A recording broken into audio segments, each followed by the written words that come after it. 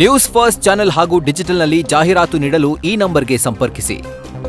ಇನ್ನು ಕೂಸು ಹುಟ್ಟೋಕ್ ಮುಂಚೆ ಕುಲಾವಿ ಹೋಲಿಸಿದ್ರು ಅನ್ನೋ ಥರ ಎಲೆಕ್ಷನ್ಗೆ ಇನ್ನೂ 2.5-3 ವರ್ಷ ಬಾಕಿ ಇರುವಾಗಲೇ ಟಿಕೆಟ್ಗೆ ಡಿಮ್ಯಾಂಡ್ ಇಡಲಾಗಿದೆ. 2028ರ ವಿಧಾನಸಭಾ ಎಲೆಕ್ಷನ್ಗೆ ಈಗಿನಿಂದಲೇ ಟಿಕೆಟ್ ಡಿಮ್ಯಾಂಡ್ ಅನ್ನು ಇಟ್ಟಿರೋದು ಕಾಂಗ್ರೆಸ್ನ ಮಹಿಳಾ ನಾಯಕಿ ಪುಷ್ಪಾ ಅಮರನಾಥ್.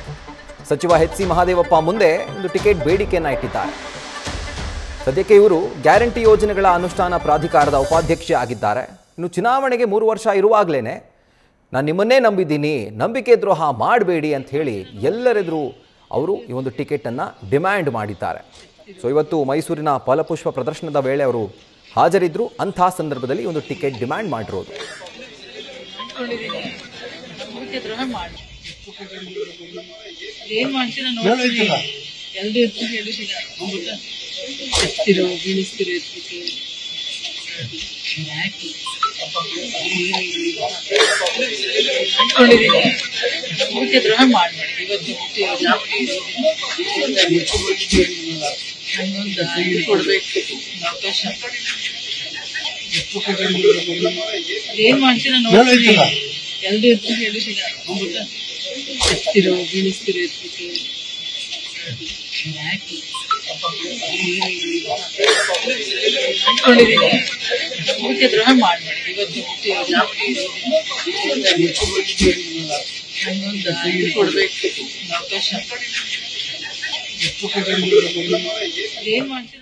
ಎಲೆಕ್ಷನ್ಗೆ ಇನ್ನೂ 2.5-3 ವರ್ಷ ಬಾಕಿ ಇದೆ. ಅಷ್ಟು ಬೇಗ ಪುಷ್ಪಾ ಅಮರನಾಥ್ ಅವರಿಗೆ ಆತರ ಜಾಸ್ತಿ ಅನಿಸುತ್ತೆ.